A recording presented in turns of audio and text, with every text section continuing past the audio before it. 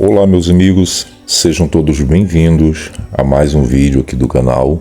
Eu sou o Hélio Albuquerque, apresentador oficial aqui do canal Sem Religião, e é um prazer estar com você mais uma vez.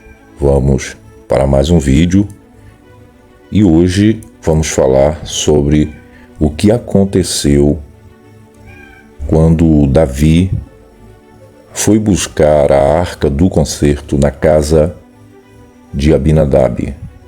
A tragédia que aconteceu nesse trajeto, nessa grande obra que foi para ele buscar a arca do concerto, que era o trono de Deus.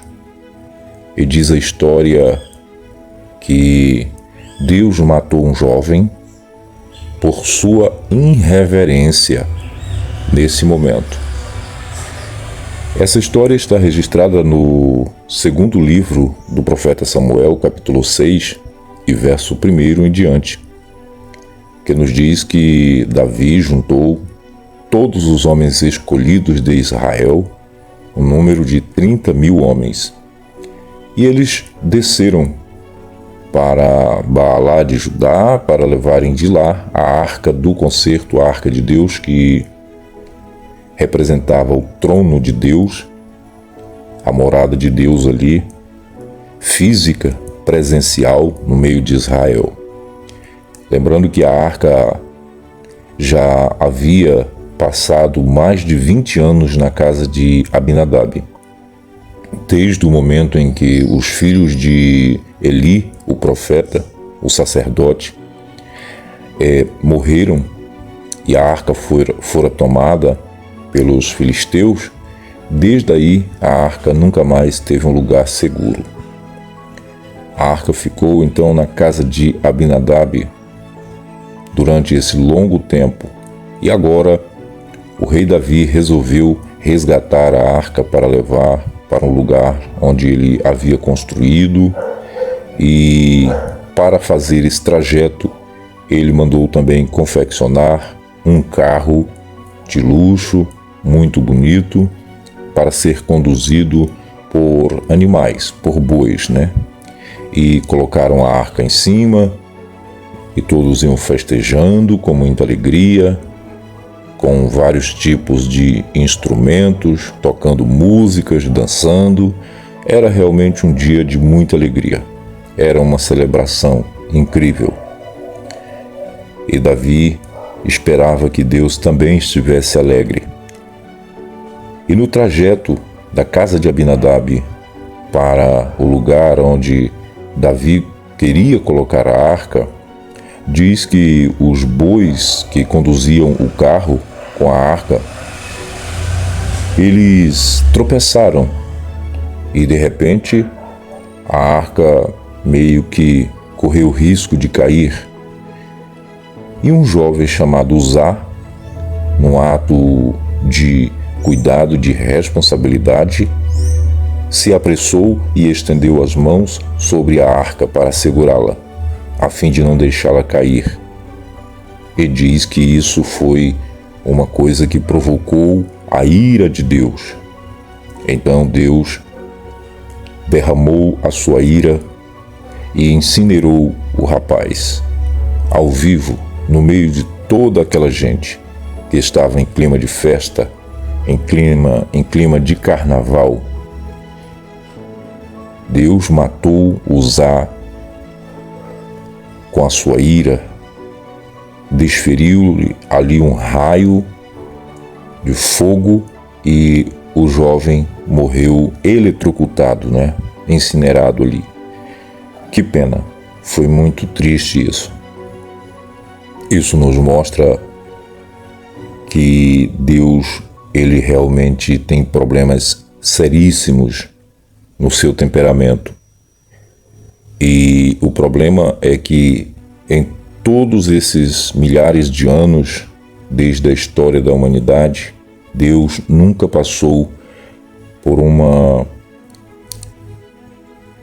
consulta médica para resolver esses problemas psíquicos, problemas temperamentais, Veja o contraste. No momento em que o seu servo Davi estava festejando, estava em alegria, ele estava, muito pelo contrário, estava furioso, estava irado, estava colérico, estava muito aborrecido, porque ele havia estabelecido uma lei, um preceito para que a arca do concerto fosse conduzida nos ombros dos levitas e não em carros. E somente por isso foi que Deus resolveu matar o jovem Uzá.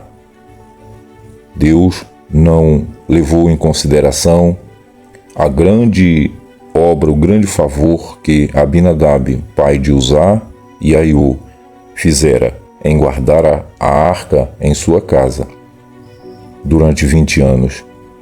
Deus não levou em conta o que ele poderia causar com essa morte, a destruição na família, no momento em que todos estavam festejando.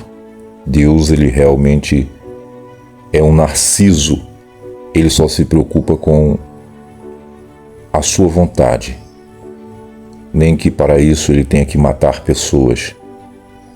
E para Deus, uma vida não vale nada.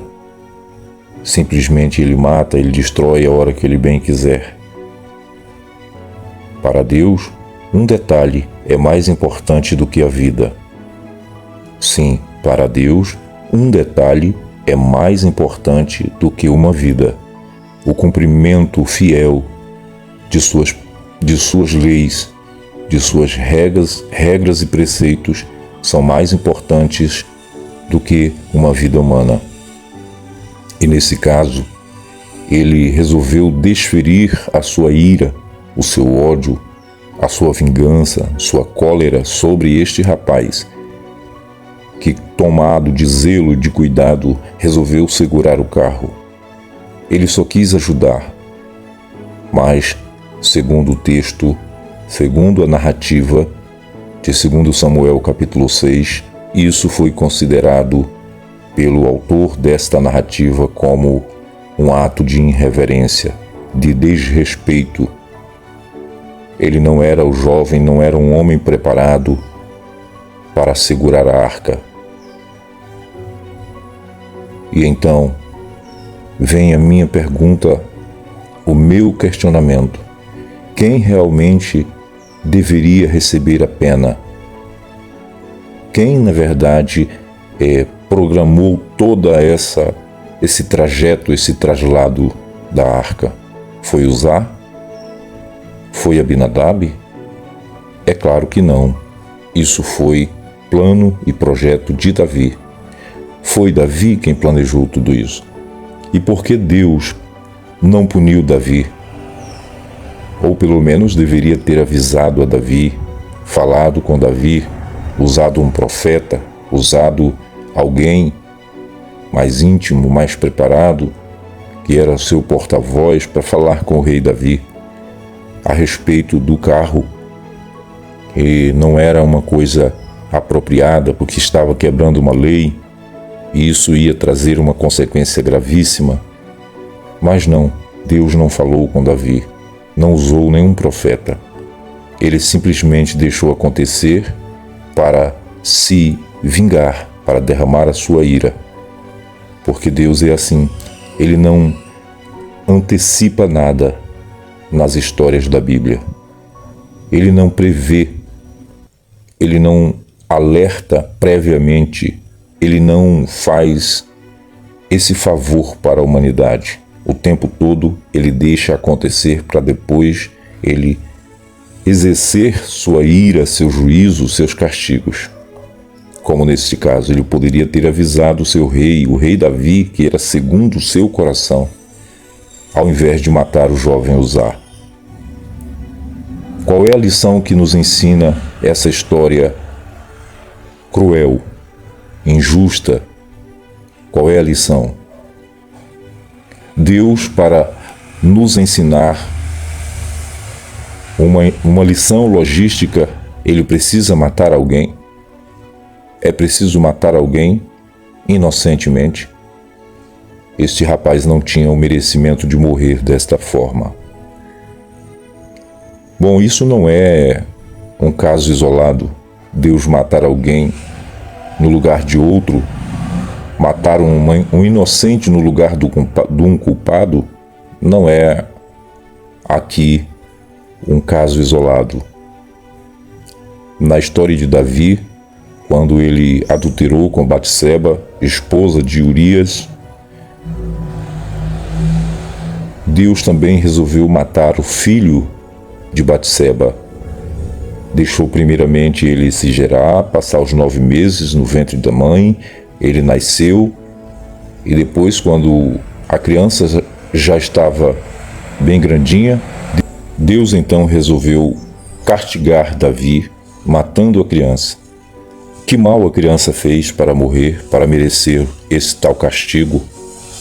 Que mal a criança fez para morrer pelo pecado dos pais? Mas isso é a demonstração clara da justiça desse Deus, um Deus narcisista, esquizofrênico, um Deus que tem sérios problemas no seu temperamento, um Deus que tem realmente problemas gravíssimos na sua personalidade. Porque esse Deus nada mais é do que a expressão exata da vida dos homens, da natureza humana. Deus apresenta Deus aqui na Bíblia, nas histórias da Bíblia, ele é caracterizado pela natureza humana. Os traços que mostram Deus são traços humanos. Os autores das narrativas bíblicas antropomorfizaram Deus com características humanas, porque é impossível que um Deus perfeito, um Deus compreensivo, um Deus todo onibenevolente, onisciente, onipotente, onipresente, cometa um tal ato desse, injusto, indigno, reprovável, como foi nesse caso, matando o jovem Uzá, que só queria ajudar. Esse Deus é a prova clara. Esses atos mostram claramente que Deus é a exata expressão do ser humano, principalmente desta sociedade que escreveu a Bíblia, uma sociedade intolerante, sanguinária, uma sociedade que não mostra o valor da vida, muito pelo contrário, mostra o quanto a vida vale menos para eles.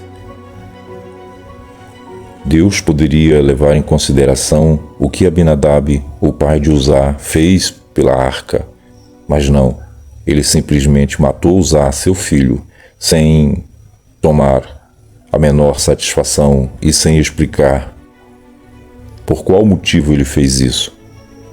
Fica claro, quando a gente lê esse texto, fica claro entender que Deus quis mostrar que um preceito da sua lei é mais importante que a vida de uma pessoa.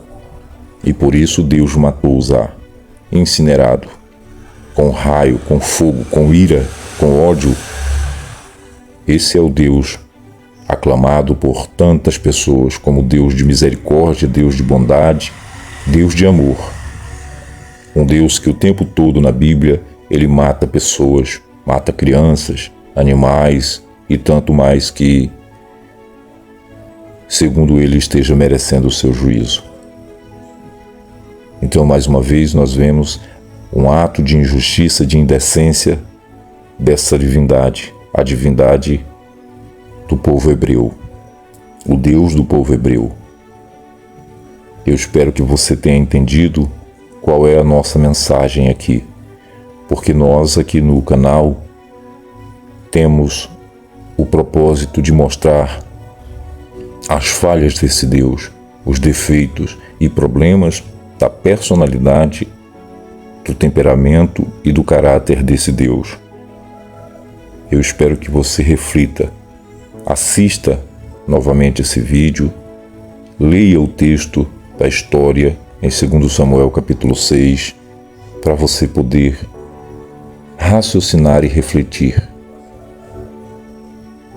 Até o próximo vídeo.